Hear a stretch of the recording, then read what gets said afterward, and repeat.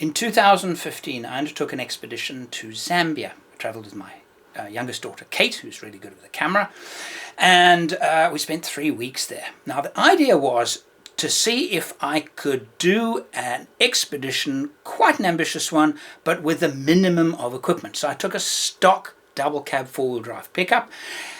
We attached the minimum amount of accessories, very basic camping equipment, and we set off on this ambitious trip.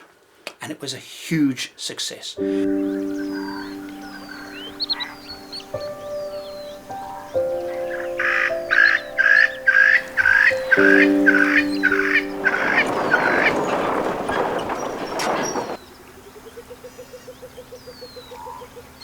We had wonderful experiences, fantastic game sightings, and we learnt a lot. And it was really fantastic.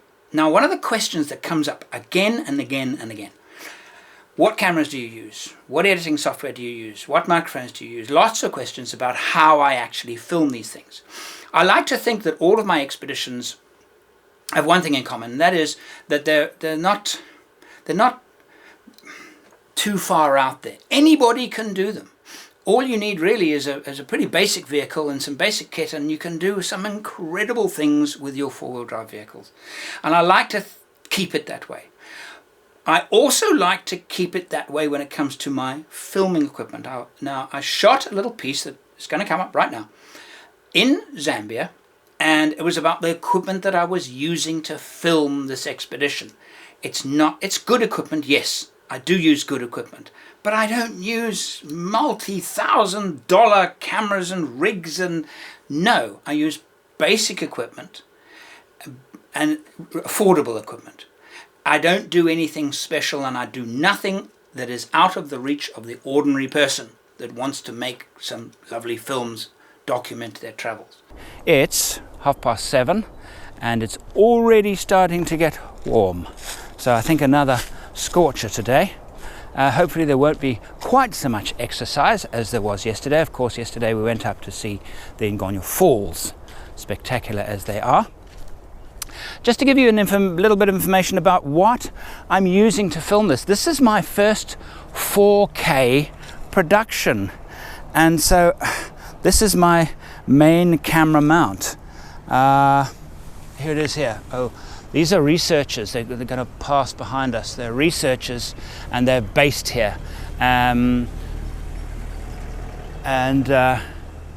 Yeah, so we weren't totally alone, but we're the only campers. This is the camera here.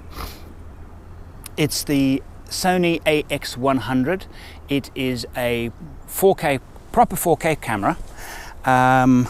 6 months of research before I bought it, and the main reason why I decided to do this production in 4K is that I am planning to do a big expedition in Australia next year, and I definitely wanted to do that in 4K. So I got this, and I got the new GoPro, which is filming this now.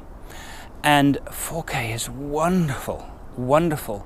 The camera is not as creatively I can't manipulate it as much as I normally do my cameras for beauty shots, because it is a camcorder. It's not really a professional piece of equipment. It's more prosumer or even consumer camera, but it is genuine 4K. And of course, very important, my microphone. That is a stereo microphone, and I have in fact 4 microphones with me.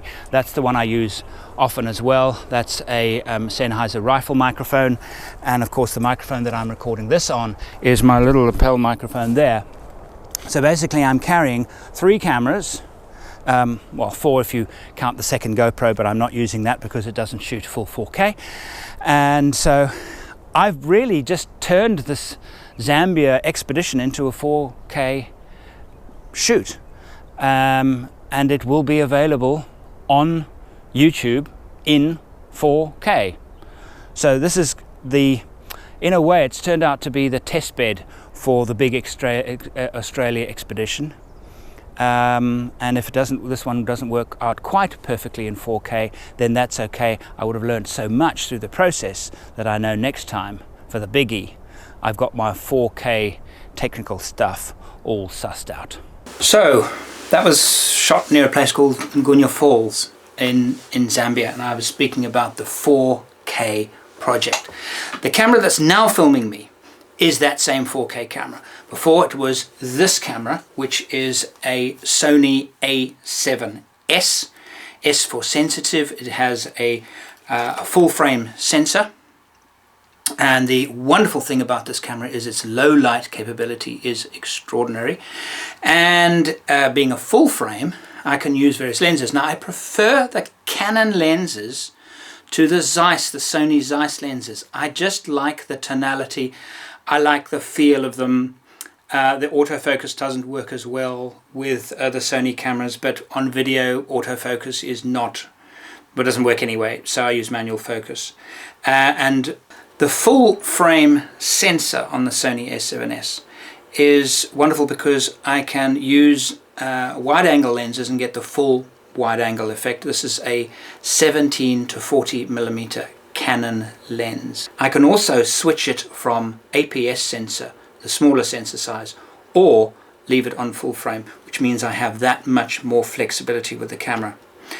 The cage on top of the camera, you'll see there's a bridge cage which I built. You can buy very big, heavy, bulky ones. I bought this. This is from a company I got a bit of a cough this morning, called Small Rig. Chinese. Bought them off eBay, built that myself for under £100, but I like it because it's small, compact, and of course I can put microphones on it. It's Velcro for my radio microphone receiver, and it's compact, light, which of course I need to stay compact and light because I'm always getting on and off aeroplanes. Okay, the other important part of my filmmaking are the filters. Now I use Koken, and I use lots of these. These are graduated filters. Get that out for you, show you that. Now, when I've got a, particularly with wide angles, lovely scene. See, that's a graduated filter. Get the idea behind that. Okay, so if I've got a scene where I've got a very bright sky and I've got detail in the foreground, my bright sky might close the aperture down and then make the foreground too dark. So I deepen the sky using Koken graduated filters. The trouble is, I'm not crazy about, I like the system works well, but the Koken filters, the graduated filters, tend to have a bit of a tone, a slightly purple tone, which bothers me occasionally. It's not severe, I'm still using them, but Lee filters are actually better quality, but they are considerably more expensive. But anyway, I'm still using Koken filters, and that's how I enrich those beautiful, particularly wide shots, those lovely landscapes, give them rich. And I use polarizing filters always. If I take this camera and I start shooting in the middle of the day, I add a polarizing filter. It deepens the sky, it removes UV, it removes haze, and it just deepens the blacks. It just makes it more interesting. Okay, you've got now a basic rundown of the equipment that I use for my trips. This is my editing software. I use Adobe Premiere Pro. It's a professional software. It's not cheap, but it is designed for the professional. I like it very much. It's not perfect. I was a big Apple Final Cut Pro man until they went to Apple Final Cut Pro version X, which I hated. I tried so hard to get into it. I purchased it and the creative interface just was against everything I'd ever experienced in editing. It just fought against that creative interface, so I went to with a more traditional interface, which is Adobe Premiere. So now the Zambia shows will be broadcast from next week, 18th of, was it the 17th of April 2016, the Sunday. There are 16 videos in the series. I am sure you will enjoy them.